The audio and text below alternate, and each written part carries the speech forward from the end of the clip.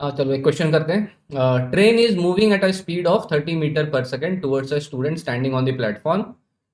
Train whistles for a time of 3 seconds. 3 second तक उसने सीटी बजाई, ट्रेन ने बटन दबा के रखा 3 सेकंड तक। How long does the student here the whistle? तो बच्चे को कितनी देर तक सीटी की आवाज सुनाई दी होगी? ठीक है, जो ड्राइवर है या जो भी बैठा होगा आगे, उसने सीटी बजाई ट्रेन की, 3 सेकंड तक उसने बटन दबा के रखा, मतलब train whistles for a time of 3 second. तो जो प्लेटफॉर्म पे बच्चा है उसे कितनी देर तक सीटी की आवाज सुनाई दी? तो देख के बड़ा ऑब्वियस लग रहा है, जब 3 सेकंड तक बजाया तो 3 सेकंड तक ही सुनाई दिया होगा, बट ऑब्वियसली इसका आंसर 3 सेकंड नहीं है। ठीक है, तो अगर आपको ट्राई करना है तो कर सकते हो। पॉज कर दो वीडियो, ट्राई करो, और अगर आंसर सही आ जाए, अगर आपका कमेंट कर देना कि सही आया था, और अगर नहीं हो पाए तो पॉज हटाकर सॉल्यूशन देख लो। ठीक है, तो मैं सॉल्यूशन डिस्कस कर रहा हूँ, आपको ट्राई करना तो पॉज कर देना। ठीक है, तो train is moving at a speed of 30 metre per second towards student standing on the platform. तो सबसे पहले फटाफट ट्रेन बना लेते हैं।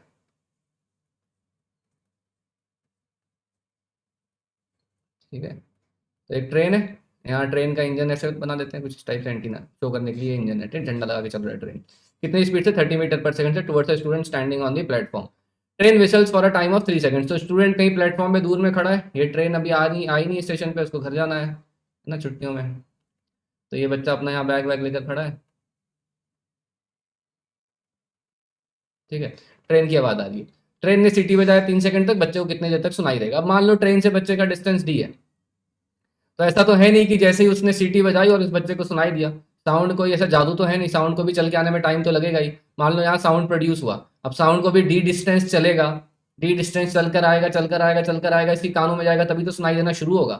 तो किस टाइम पे सुनाई देना शुरू होगा उसको अगर मैं T1 लिखता हूँ, है ना, जब उसको सुनाई देना शुरू हो रहा है तो साउंड को डी डिस्टेंस ट्रेवल करना है। साउंड की स्पीड क्वेश्चन में 330 मीटर पर सेकंड दी है ना, साउंड कितने स्पीड से जा रहा है?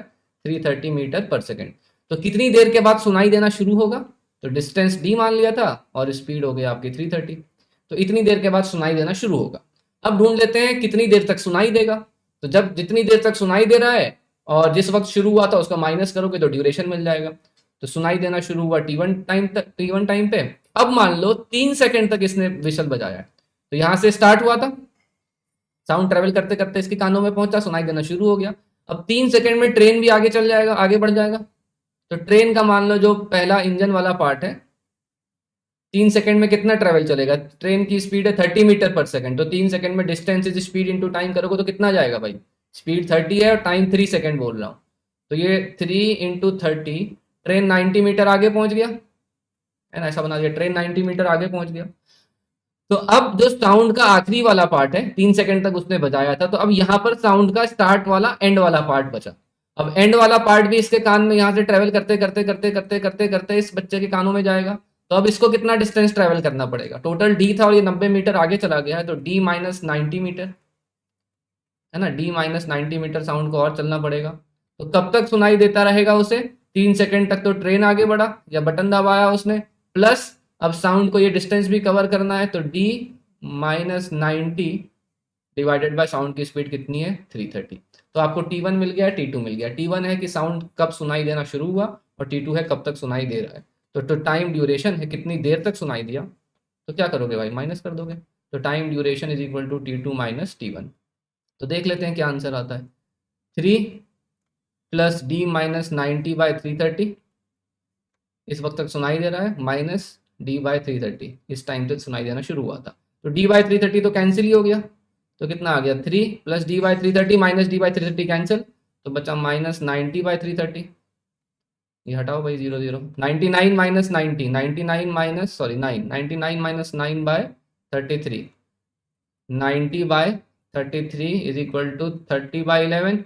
रफली कितना हो जाएगा ये? 11 2 22, 2.73 सेकेंड्स के आसपास आ रहा है। तो देखो, ट्रेन ने सीटी कितनी देर तक बजाई थी? ट्रेन ने सीटी बजाई आपकी 3 सेकंड तक, whistles for a time of 3 seconds, लेकिन इसको सुनाई सिर्फ कितनी देर तक दिया? 2.73 सेकंड्स। तो देखकर थोड़ा लगता है तो आसान प्रॉब्लम था, 3 सेकंड ही आंसर होगा, बट नहीं। अच्छा, एक और इंटरेस्टिंग चीज बताता हूँ आपको। ये हम लोगों ने क्या यूज किया सॉल्व करने के लिए? We use kinematics, motion in 1D। इसका एक और आसान तरीका भी अगर आप सोचोगे तो, है ना, we use kinematics, motion in 1D। इसका एक और आसान तरीका भी है सॉल्व करने का। ठीक है, बताऊं क्या तरीका है? देखना, इजी तरीका है। जिन्होंने साउंड पढ़ा है उसके लिए मैं बता रहा हूँ, जिन्होंने साउंड पढ़ा है उसके लिए बता रहा हूँ, एक आसान तरीका देखो। फिर आपको ये पता होगा, है ना, कि जो साउंड, जो अगर ट्रेन आपके पास आ रही तो आपको कानों में फ्रीक्वेंसी बढ़ी हुई सुनाई देती है, जो डॉपलर इफेक्ट आपने पढ़ा होगा। ये शॉर्टकट तरीका समझ लो, या तो आप सेकंड मेथड मान लो इसको। डॉपलर इफेक्ट पता है, कोई भी ऑब्जेक्ट अगर आपके पास आ रही है तो आपको उसको फ्रीक्वेंसी बढ़ती सुनाई देती है, दूर जाती है तो फ्रीक्वेंसी कम। तो अगर मैं डॉपलर इफेक्ट लगाऊं तो फ्रीक्वेंसी डैश है ना, apparent frequency is original frequency into velocity of sound. Observer तो रेस्ट पर है, उसको छोड़ दिया, और सोर्स ऑब्जर्वर की तरफ आ रहा है तो फ्रीक्वेंसी बढ़ेगी, तो डिनोमिनेटर में होता था माइनस वेलोसिटी ऑफ सोर्स। ये डॉपलर इफेक्ट का फॉर्मूला था, ठीक है। तो अगर ये फॉर्मूला अगर आपको याद है तो आप इससे भी कर सकते हो, फ्रीक्वेंसी 1 बाय टाइम होता है, तो 1 by T dash is 1 by original time, speed of sound is 330, speed of sound is 330 minus speed of जो सोर्स है वो 30। तो इससे सीधा आंसर आ गया कि T dash is equal to time 3 second दिया हुआ है, 330 माइनस 30 इज इक्वल टू 300, और ये डिवाइडेड बाय 330। इजी तरीके से आ गया, ये सेम आंसर है ना। देखो 30/11 इज रफली 2.72, जो भी आएगा ना रफली देख लेना जो भी। तो बेसिकली ये भी एक आसान तरीका था कि हम लोग डॉपलर इफेक्ट का यूज कर लिया। क्वेश्चन देख के लगता है काइनेमेटिक्स, बट अगर आप डॉपलर इफेक्ट यूज करते हो तो देखो कितनी जल्दी आ गया। इसमें कुछ एनालिसिस नहीं किया है, सीधा फॉर्मुला लगाया, डॉपलर इफेक्ट की फ्रीक्वेंसी का फॉर्मुला सबको याद होता है, फॉर्मुला लगाया, फ्रीक्वेंसी को 1 बाय टाइम लिखा, सीधा आंसर आ गया। ठीक है, तो अगर आपने सही किया तो प्लीज नीचे कमेंट कर देना सही था, और दैट्स इट। नेक्स्ट प्रॉब्लम बाद में, है ना। बाय।